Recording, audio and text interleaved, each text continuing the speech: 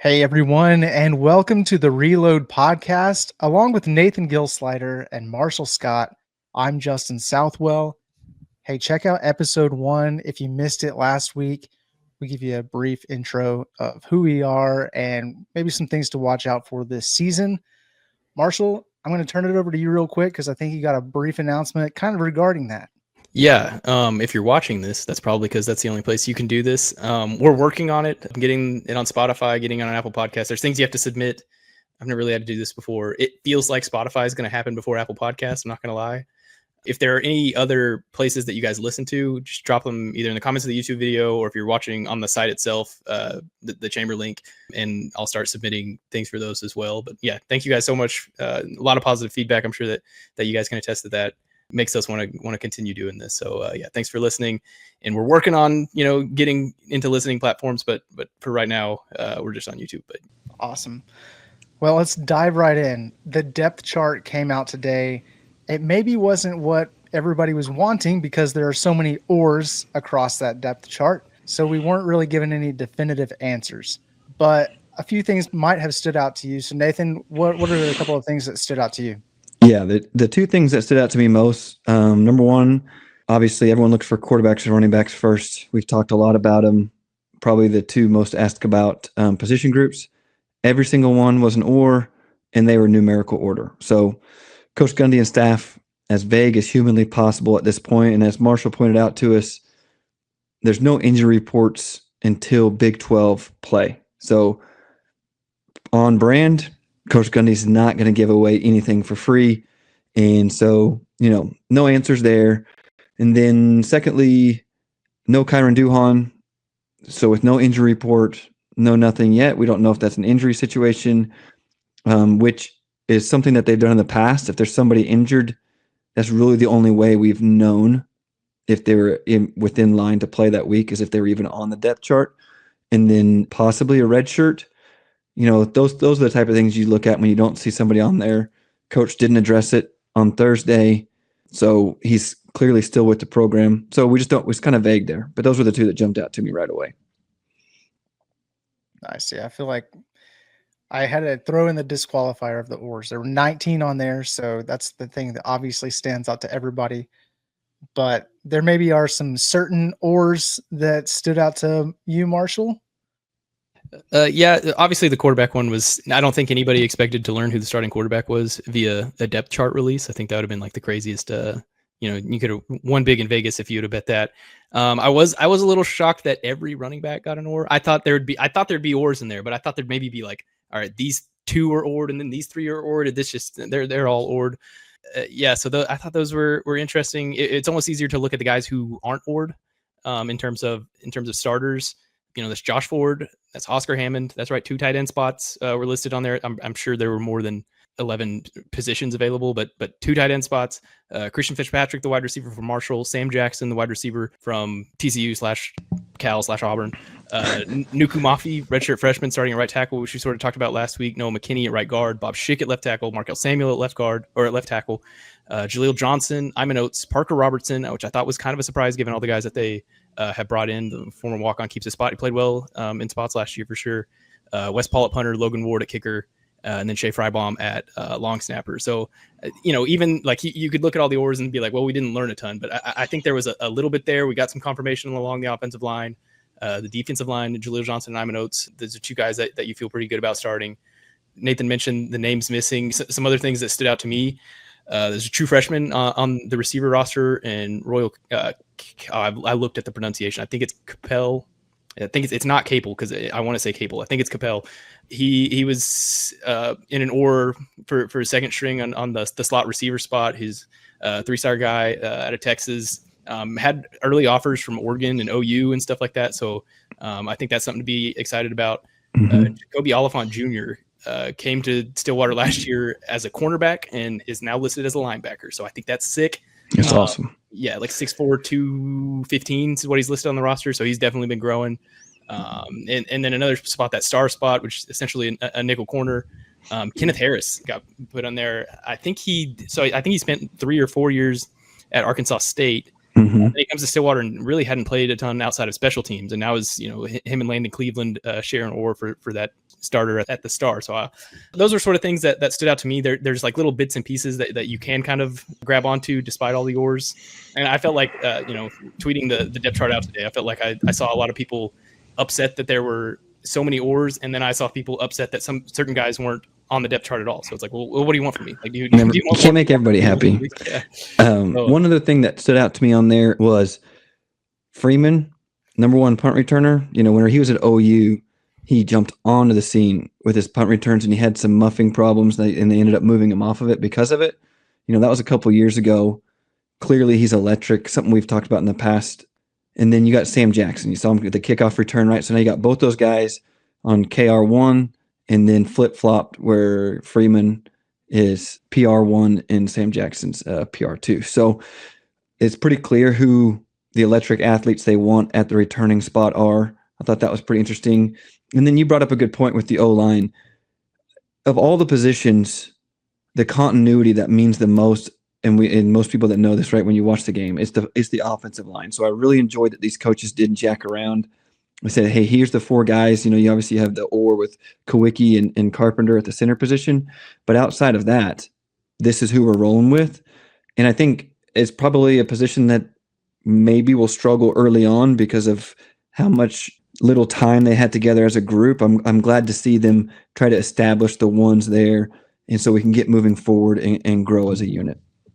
So, Marshall, I do want to confirm it's Josh Ford, not Josh F or D.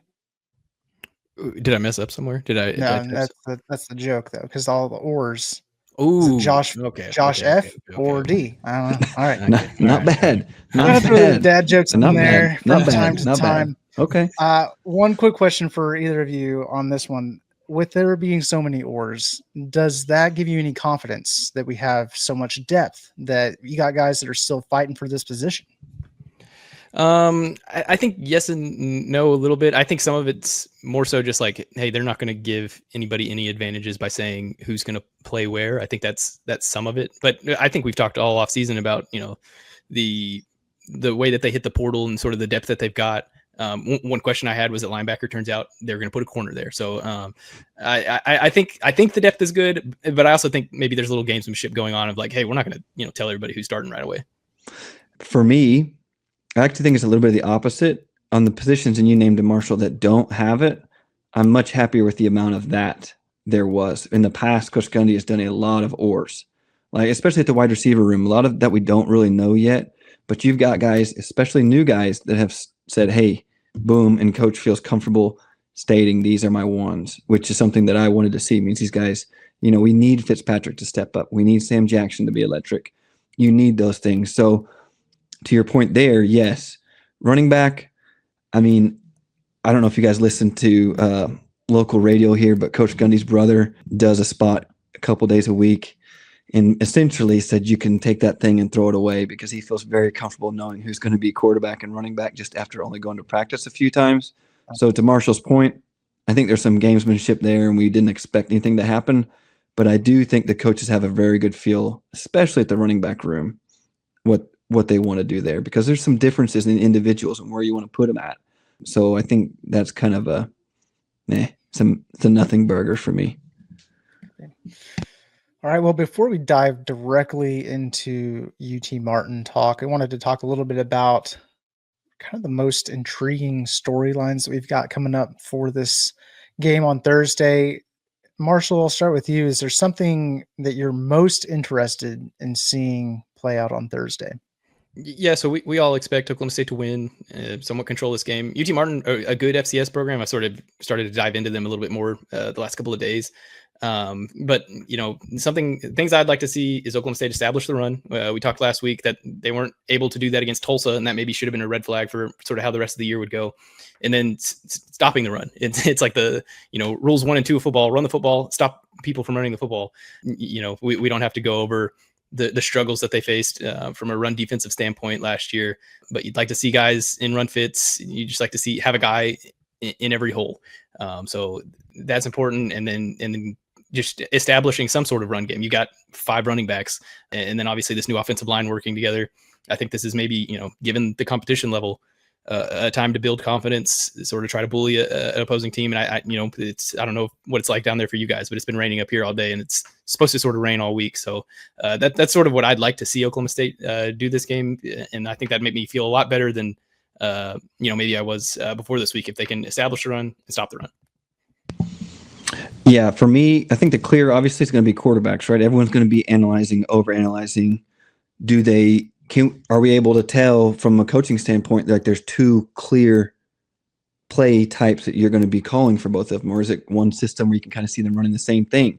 Because we know that there's different skill sets and things like that. So I'm interested to see from a coaching standpoint, just from a numbers, like, are we going to be running more 2 tight end sets with a guy like Haas Haney because he can run? You know what I mean? Those type of things.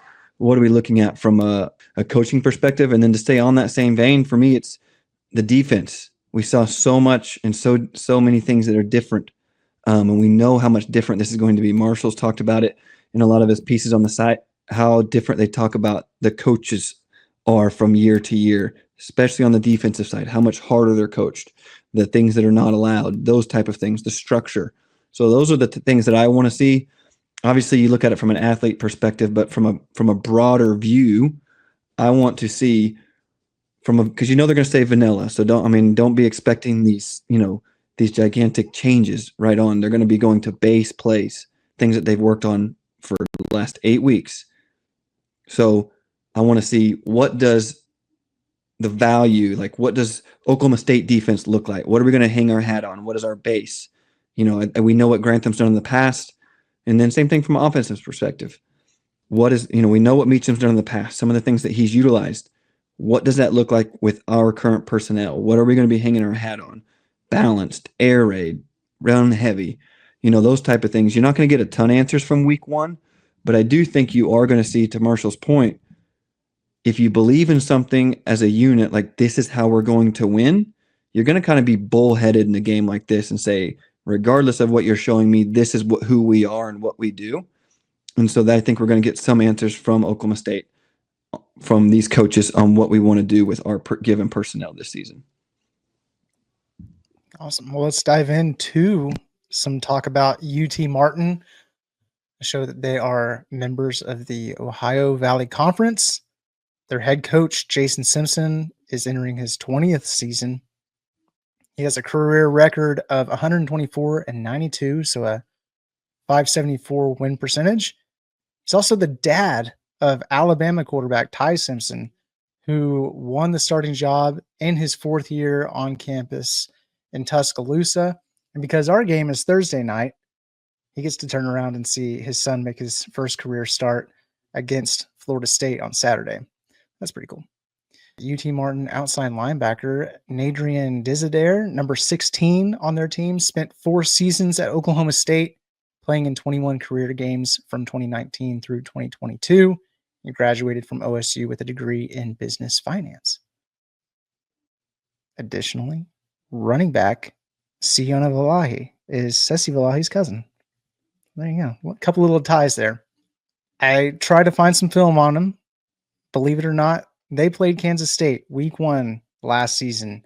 And as you would expect, Kansas State handled their business and they won 41-6. So Kansas State was able to average 8 yards per play, and they held UTM to 2.4 yards per play. But UTM went on to go to the FCS playoff.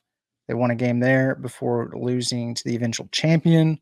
What else we got here, guys? Low-key great logo. I mean, it is a good logo. You're right. Skyhawks with the aviation goggles. In general, not bad. I know they have a very good. I know they have a cornerback that's very good, and they lost quite a few. And some safeties, I think, too. Yeah, their secondary is pretty stout. Yeah, all conference players last season, as you would expect at this level now with NIL and things like that.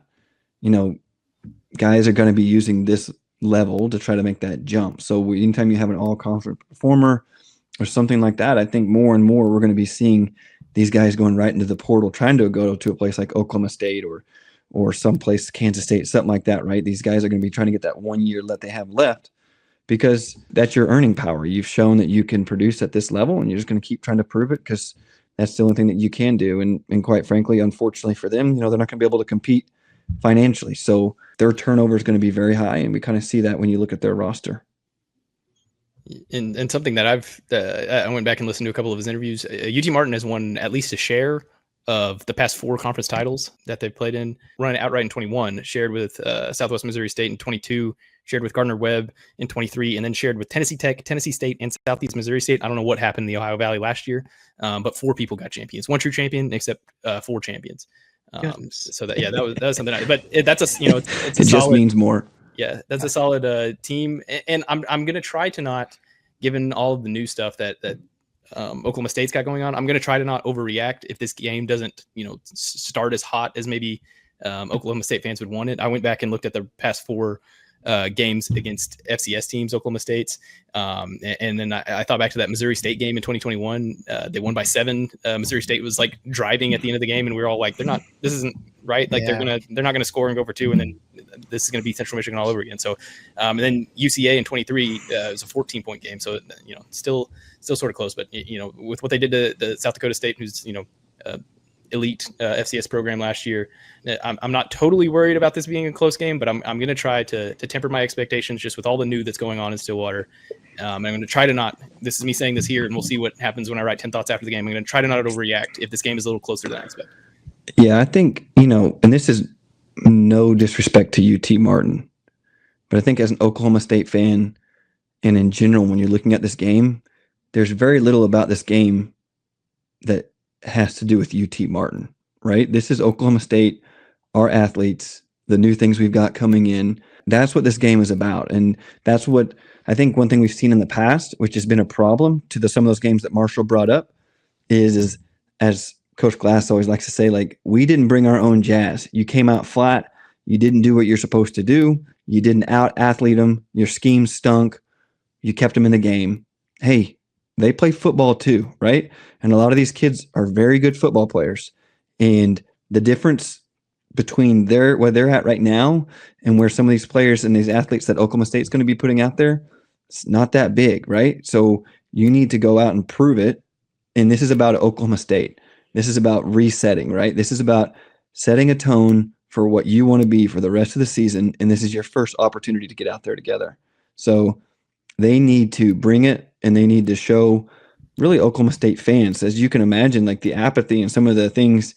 I don't know how you guys feel, but it's like there's a uneasiness in the Oklahoma State world because it's like, do I rest on the last 19 years of what Coach Gundy has done, or does that one horrific season, is that who we really are? You know what I mean? And I know how I feel, but as a fan base, you can't blame people that are anxious or maybe have lost a bit of their optimism. While I may not agree with them, you can't.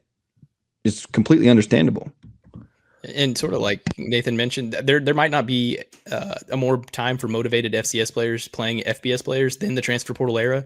Like, hey, if I put good on tape here, I could be making some real money next year. Like, even if they don't have like NFL aspirations, if they could, get in on some Power 5 based off, this tape they put on against Oklahoma State, they could be making some money next year. So I think that's a great point. Yeah, I think FCS teams are going to be as motivated as ever to play against these FBS teams.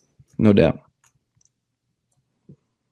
Nate, I feel like we didn't really have the need to get motivated. It was like we brought our own juice all the time. But do you think having different leadership in the coordinator positions will see a difference from last year to this year? I personally do. I mean, I think because a lot of these coaches are trying to prove themselves, trying to, as Coach Gundy always talks about, what Oklahoma State just being consistent and doing what we always do. What do these guys do? We don't know, right? They're setting a tone too, what they accept, what they're putting on film, right? Those type of things. So I do expect that. And another point, like Marshall said, a lot of these guys, and Coach Gundy's talked about it, but quite frankly, hey man, you're getting paid to perform now.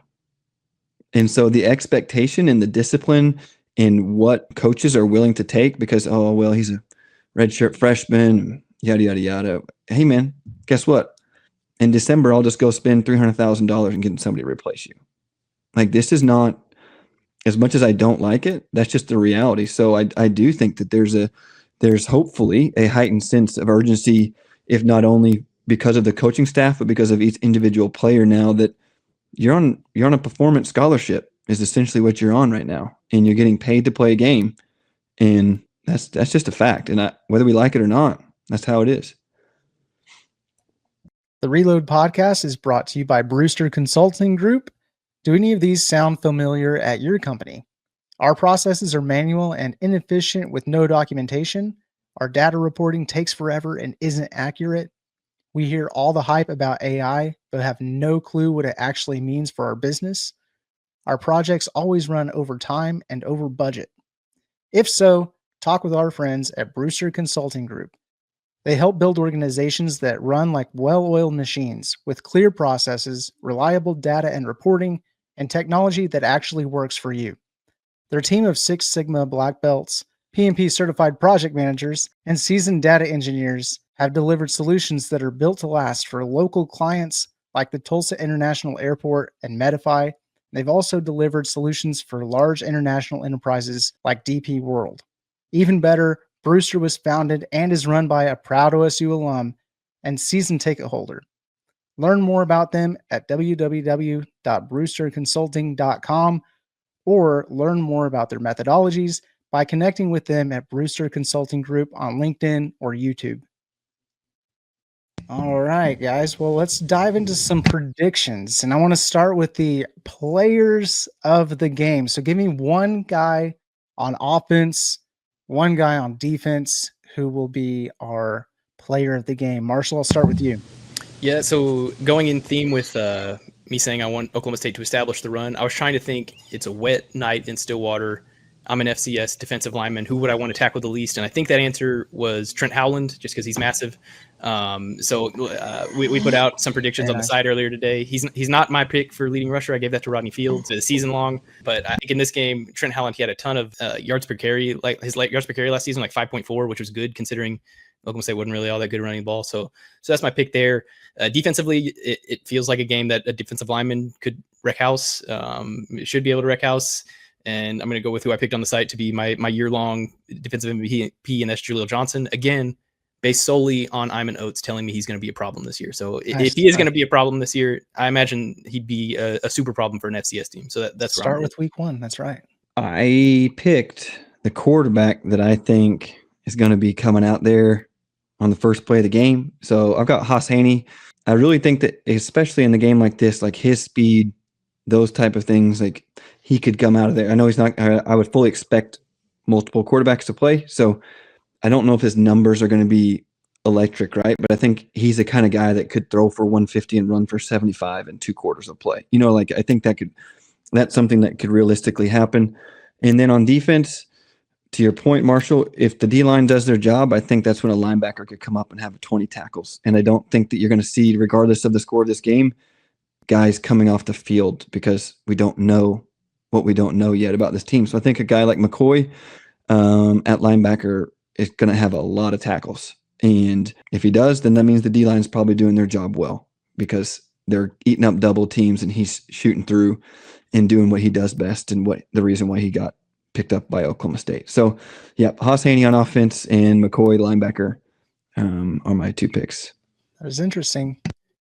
I am notorious for knowing Haas Haney was going to be the MVP for the year because he's going to be the starting quarterback. However, I don't believe that he'll get the start. For some reason, I think it'll be Zane Flores. And maybe choo-choo.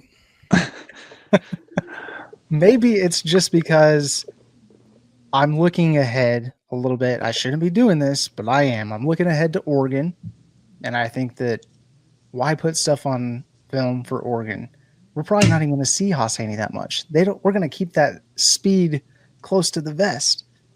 And so for that reason, I think Flores gets the majority of the snaps, but I could be totally wrong. We just don't know what's going on. But we do not know. Yeah, this is guessing, people, right? These are educated guesses because we have no idea. I've based my entire offseason off an Iman Oates quote. So there you go. Exactly. Exactly. I have Sesi Valahi as our player of the game for a lot of the reasons that Marshall just mentioned. It's going to be raining. We're going to run a lot. We're going to give the ball to the guy who's been in the running back room the longest and has earned the snaps for the first game of the year. It doesn't mean that he's going to be RB1 moving forward, but here's his chance to really stand out. And for defense, I've got our guy Ivan Oates. If he's going to talk about other players, he's probably just being really humble.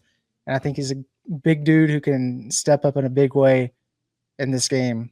I'm hopeful. Nice. We've all got I'm hopeful that from right now players there. Yeah, from right now, it looks like the rain is only supposed to be on Thursday morning.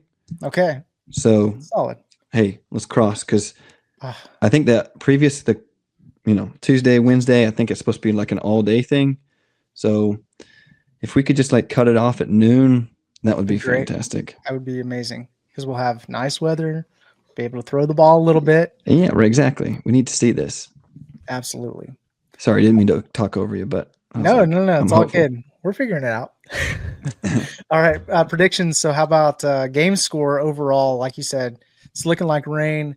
I think they're naturally going to be conservative with play calling. No need to put things on tape for Oregon. So that being said, I feel like the talent level is far enough apart that we should have no trouble. I've got the Cowboys winning 31-9. I went similar. I'm saying 38-10. I think that leaves what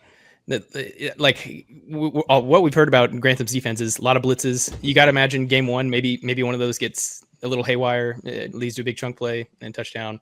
And then with all the new pieces on offense, maybe they, a ball ends up on the ground, somebody throws a pick, and UT Martin gets a field goal out of it. So I'm gonna say they win by 4 touchdowns, but 38-10. Yeah, I think I saw the last I checked, the spread was 18.5, which is surprisingly low. I think the national media and I think Vegas, just like most of us, really has no idea what to expect. And they're going to base it off of what they saw last year, which was an atrocious brand of football and 45 new players. So that seems really low to me. So I'm going to go with 41-13.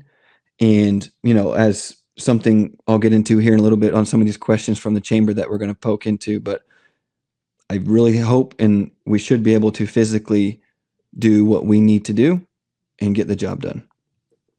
Amen to that. Now, everybody's favorite segment, uni predictions. Of course, we've got to throw it in, guys. You think it's going to be a new podcast without uni predictions? Get out of here. And we already know, like OSU grad, he asked a question about this, so we got to give a shout out to that.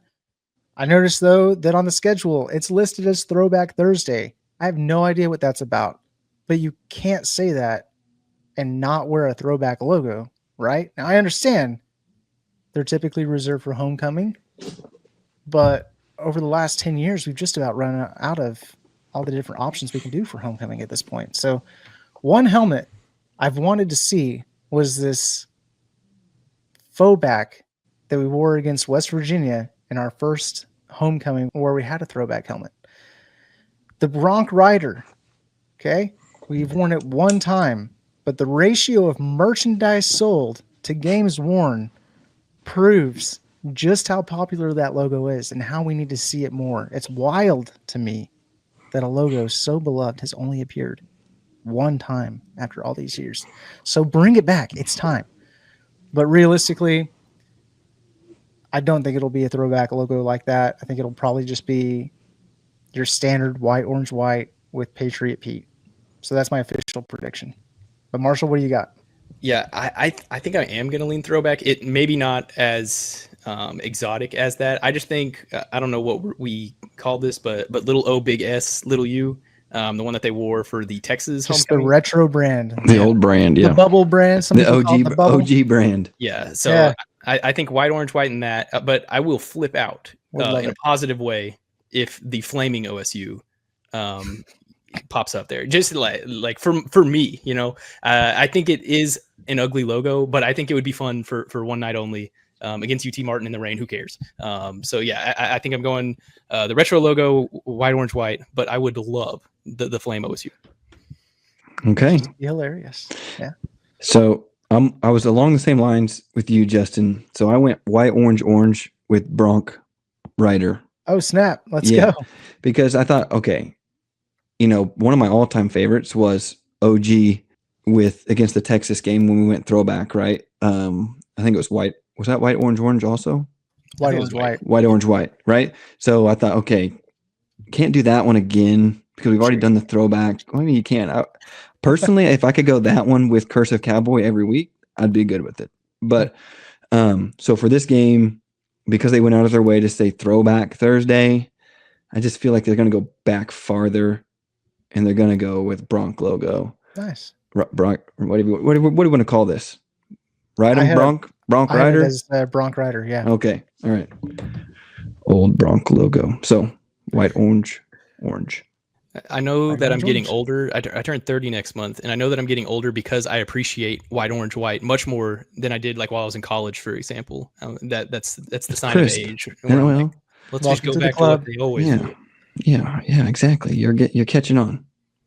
I still didn't hate the gray uniforms, by the way, but I didn't. Well, Justin and I have talked about in depth about this great uniform. So Oh man, bring us more white, orange, white. So we'll That's see how right. it plays out. We've got new equipment manager this year, or not new, but he's back in the role. Justin's moved on. We've got Wes Edwards back in there now. So he was the main guy for you, right, Nate? For your that's couple right. years Yeah, Wes. Yeah, Wes was elite, man. He was the best, and then he moved up to kind of a broader role, doing it for basically every other sport besides Mhm. football, and doing some other things. But yeah.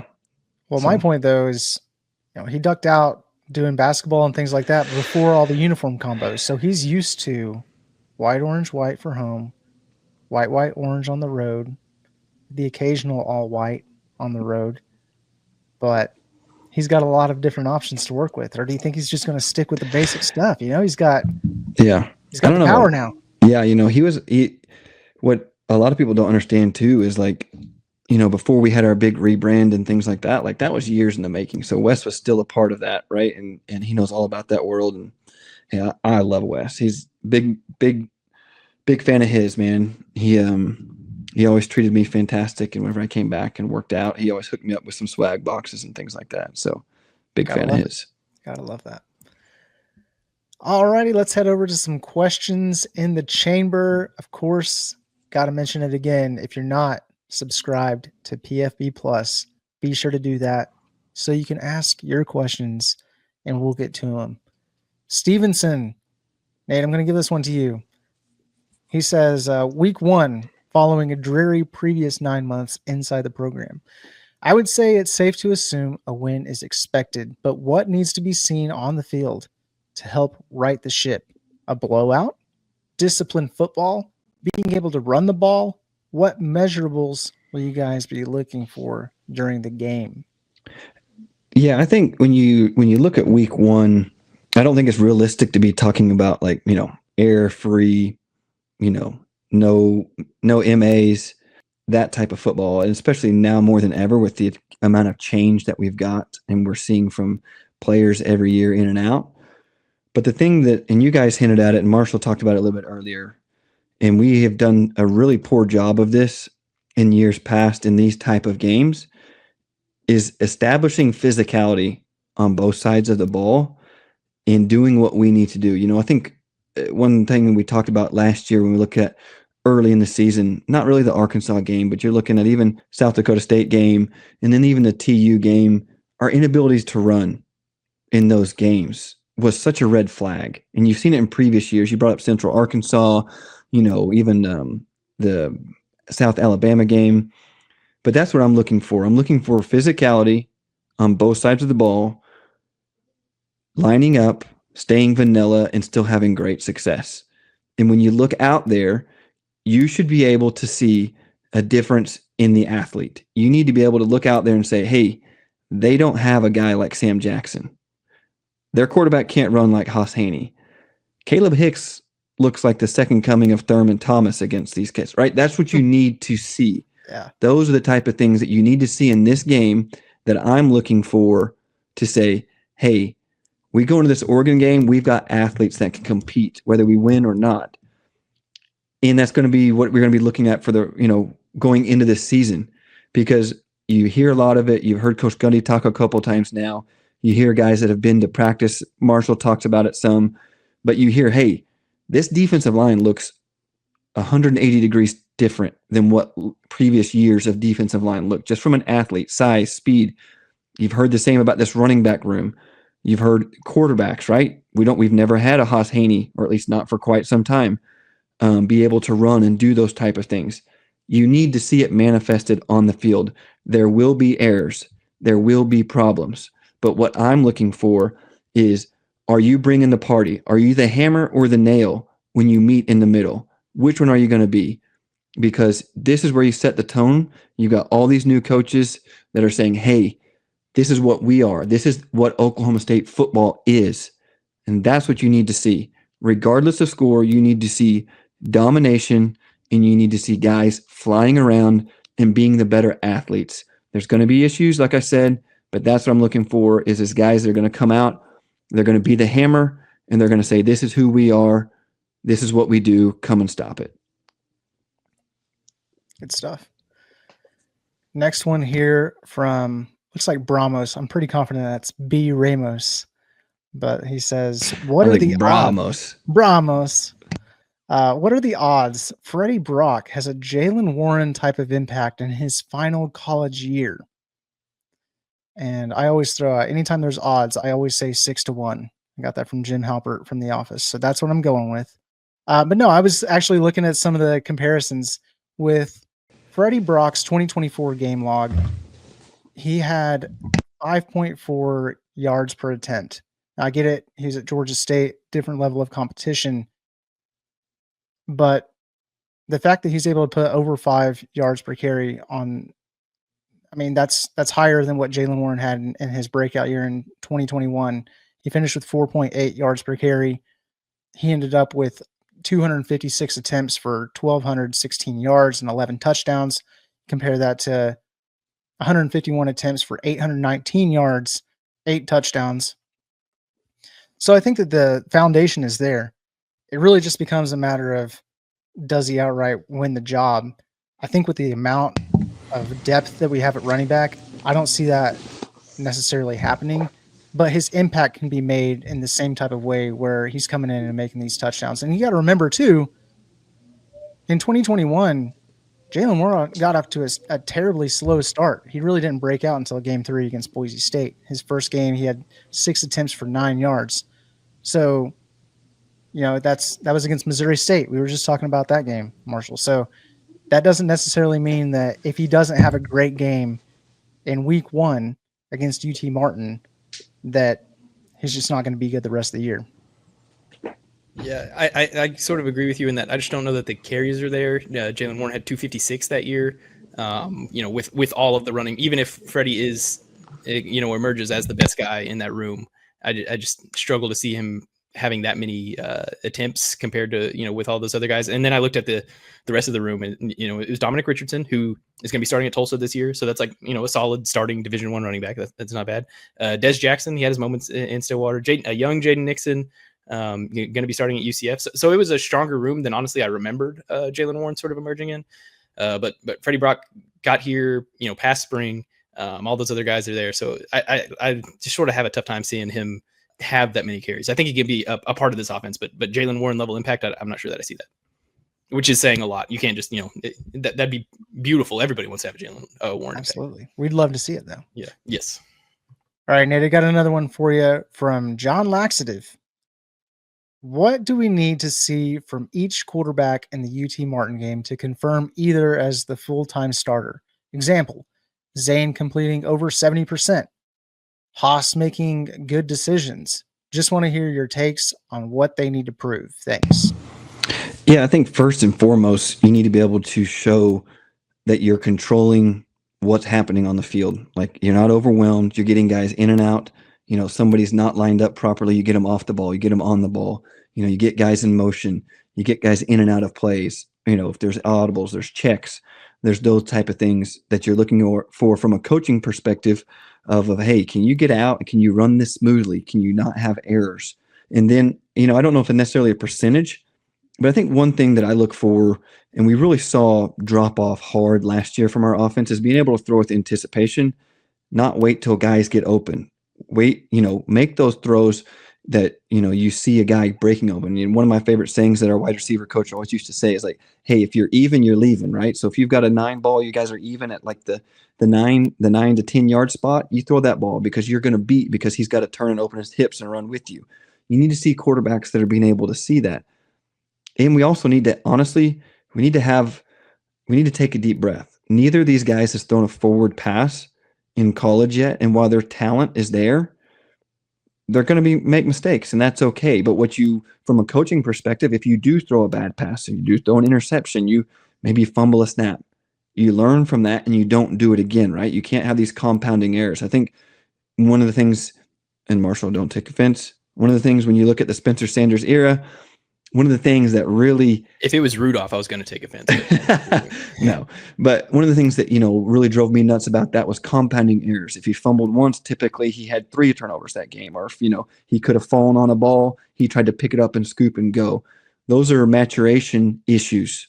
So when you're looking at 2 young quarterbacks, can they show you more maturation than maybe they probably should for the amount of snaps? So, it's always hard to say like, well, he had more ability to throw the ball downfield, that's why he had more yards, or this guy had this. So from a coaching perspective, when you're looking at it and you're grading, you're looking at, mental errors. Did he get in and out? Did he have guys lined up? Is there things that he could have done? And did he make the right read pre-snap? Was he right on what defense he thought that they were running? So those type of things you're looking for. Don't be fooled. Throw with anticipation. So I don't know if I have necessarily like a specific number, but for me, it's all about executing, being able to get your teams in and out of what the coaches are calling and making the right read and really throwing with anticipation, because that's something that we've lacked for quite some time. Well, I think too that you can't really go into it thinking that one of these guys is going to have a game that sets himself apart as the full-time starter. I just don't think that's a realistic expectation. 100%. Yeah. I look back, I think of the 2012 season we opened up against Savannah State, and Wes Lunt started off 11 for 11. And I was like, he's 1,000% the starter. He's going to be great this year. In the very next game, he turned around and threw 4 interceptions. And so I think you're just kind of setting yourself up for failure whenever you've got a measuring stick against UT Martin, no disrespect. But well, I mean, just look at Milwaukee Smith last season. Sure. I mean, it's like each quarterback plays a half, and you just can't determine all the different situations. And then to say that one of these guys is coming out as a full-time starter after just this one game, I think it's unrealistic. But yeah, go ahead with Milwaukee. No, I was just going to say we saw that right last year at Texas Tech, the only defense that was statistically worse than Oklahoma State at the time. He had a good ball game. Oh my goodness. Then you go into a Colorado game where, quite frankly, the guys didn't want to be there. Terrible scheme, what they were asking him to do, go at Travis Hunter and one-on-one, all these things terrible. But the fact of the matter is he looked like a true freshman quarterback on the road in that game, and he looked like a pretty darn good quarterback at home against a really bad defense. So to your point, this is going to be much deeper than that, and you're going into Oregon, you're not going to be telling anybody who's starting going into Oregon, or right? So those type of answers aren't going to be had. But for me personally and the coaches and things like that, it's a lot of it's going to be played on execution and the ability to get in and out. And if he's able to check, do those type of things, that's what I'm looking for. Yeah, and unless one guy throws for 400 yards and the other guy throws 3 picks, like I'm not going to come out of this game like standing on one or the other. I might be leaning one way after this game, but I'm not going to, it's just a data point, not based off the UT Martin film. I think so and so should start for the rest of the year. I just think that's maybe a little crazy. Absolutely. Next one here from OSU grad and dad 85. If, as expected, we achieve a comfortable lead early, what can we then expect to see with playing time for the rest of the depth chart for experience and further evaluation? I sort of think maybe even if the comfortable leader, I think they're going to put a lot of guys in. I think this is going to be a thing where, because they haven't seen these guys play together. They haven't seen these guys play when the Bullets are live. So I wouldn't be surprised with a lot of guys getting in this game. It is just UT Martin. Oklahoma State should be better athletes than these guys. But I still think that it's important for these coaches to sort of see what these guys have live. I think Alex Cate gets drugged through the mud way more than he probably deserves to be. But it's sort of that, you want to know what you've got whenever, things are actually happening. So I'd expect to see a lot of guys. I expect to see both quarterbacks. I expect to see all those running backs get a little run. I think this is even guys that, could redshirt. I think this is maybe a time that you put them out there just to see like, hey, what's this guy looking like right now? So I think regardless of the score, I think there's going to be a lot of Cowboys playing on Thursday. And for further evaluation, I don't know that it means all that much, right? Because if you look at the box score for UT Martin versus Kansas State last year, I think K-State had 7 or 8 guys that ran the ball, and Giddens was their starter, and I don't think he scored a touchdown, but he had over 100 yards, and then you had other guys that got 1 or 2 carries here or there. I don't know if you ever saw him for the rest of the year. So you just really can't hang your hat on all that much with this type of opponent. So all right, I think we got one last one here. David 7 asks, did Gundy and Co. spend any time in the preseason looking ahead and preparing for Oregon? Yeah, that's something that typically coaching staffs will go into the summer and they'll pick 3 to 5 games that they are going to do extra work on so that when they get to that week, those type of things. So yes, they have spent time on a team like Oregon. I guarantee that was one of the ones that was checked off. But also anymore now with AI and advanced analytics and things like that, because they're a program that has kept a lot of things the same with their coaching staffs and their players. I know they do have a new quarterback and some things like that, but they do have a large portion there that they're going to continue to run the same thing. So you're going to spend time, your GAs and things like that are going to be doing a lot of the legwork and getting those reports to the coaches as of game week. So you're ahead of the chains a little bit.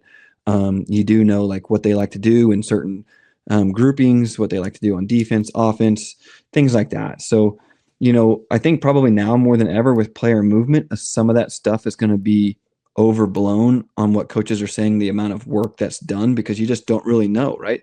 Some of their quarterbacks and things like that are moving in and out.